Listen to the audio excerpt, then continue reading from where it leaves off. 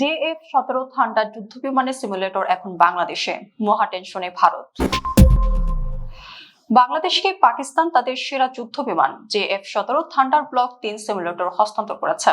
এদিকে দক্ষিণ এশিয়ার সামরিক ভারসাম্যে একটি বড় ধরনের পরিবর্তনের সংকেত বলে ধারণা করছেন সামরিক বিশ্লেষকরা। ডিফেন্স সিকিউরিটি এশিয়ার এক প্রতিবেদন অনুযায়ী এটিকে কেবল একটি সাধারণ উপহার হিসেবে দেখার সুযোগ নেই, বরং এটি হতে পারে দুই দেশের মধ্যে বিমান ক্রয়ের চূড়ান্ত চুক্তির আগের একটি বড় প্রস্তুতিমূলক পদক্ষেপ। 2026 সালের মে মাসে ঢাকা অনুষ্ঠিত দুই দেশের বিমান বাহিনীর প্রথম আনুষ্ঠানিক এয়ার স্টাফ টকসে পাকিস্তানের একটি উচ্চ পর্যায়ের প্রতিনিধি দল অংশ নেয়, যার পরে এই সিমুলেটরের বিষয়টি সামনে আসে। এই পদক্ষেপের মাধ্যমে যুদ্ধ বিমান আসার আগে চালকদের দক্ষতা ও প্রাতিষ্ঠানিক কাঠামো তৈরি হবে, যা আগামীতে সম্ভাব্য যুদ্ধ বিমান ক্রয় চুক্তির পথকে আরো মসৃণ করবে।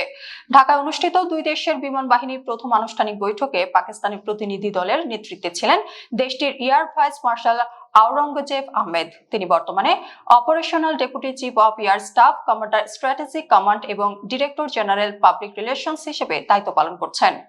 এই প্রতিনিধি দলের আরো অন্তর্ভুক্ত ছিলেন air commander Shah Khalid, air commander Abdul Gafur Bajdur, group captain Mahmud Ali Khan এবং উইং কমান্ডার হাসান তারিক আজিজ।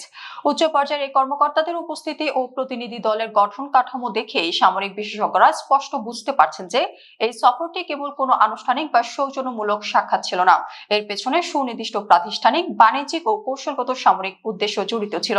উক্ত বৈঠকে পাকিস্তান বিমান বাহিনীর কর্মকর্তারা JF-17 ব্লক 3 বিমানের বহুমুখী যুদ্ধ সক্ষমতার বিষয়টি বিশেষভাবে তুলে ধরেন।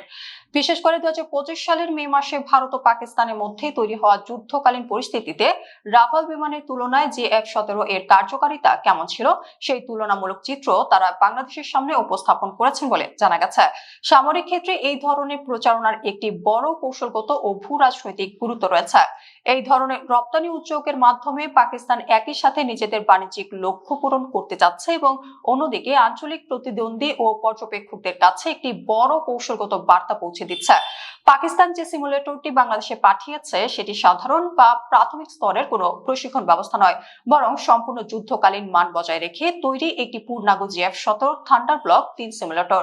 এই সিস্টেমটির মাধ্যমে পাইলটরা আসল যুদ্ধ বিমানে ওঠার আগে যে কোনো মিশন বা অভিযানে বাস্তবসম্মত মহড়া দিতে পারবেন। এটি মূলত আধুনিক যুদ্ধ বিমানের সাথে পাইলটদের মানিয়ে নেওয়া, জটিল রণকৌশল রপ্ত করা এবং বিমান বাহিনীর সার্বিক সক্ষমতা বৃদ্ধির কথা মাথায় রেখে তৈরি করা হয়েছে। যে কোনো দেশ যখন নতুন যুদ্ধ বিমান কেনার সিদ্ধান্ত নেয় তখন পাইলটদের নতুন বিমানের জন্য দক্ষ করে তুলতে সবচেয়ে বেশি সময় লাগে। এই কারণে সিমুলেটর হস্তান্তরের বিষয়টি অত্যন্ত গুরুত্বপূর্ণ কৌশলগত তাৎপর্য বহন করে। বিমানগুলো সশরীরে বিমান বাহিনীতে যুক্ত হওয়ার আগে এই সিমুলেটরের সাহায্যে পাইলটরা এর ভেতরে পুরো পরিচালনা পদ্ধতি এবং নিয়ন্ত্রণ ব্যবস্থার সাথে পুরোপুরি পরিচিত হতে পারবেন।